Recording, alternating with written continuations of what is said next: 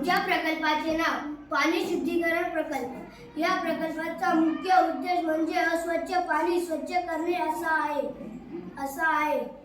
या पाण्यामध्ये घाण, जंतू, वाळू, धूळ अशी इतर अशुद्धी काढून टाकणे असा आहे। यांसाठी लागणारे साहित्य ग्लास, दगडी, कापूस, कोळसा, दगडी इत्यादी लागणार।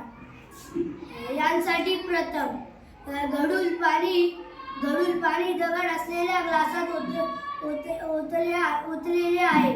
मग नंतर ते पाणी कोळसा असलेल्या ग्लासात होते। मग ते कोळशाच्या ग्लासातून रेतीच्या ग्लासात जाते। मग नंतर ते कापूस असलेल्या ग्लासात जाते। मग ते पाणी पुरा स्वच्छ होते बघा। धन्यवाद।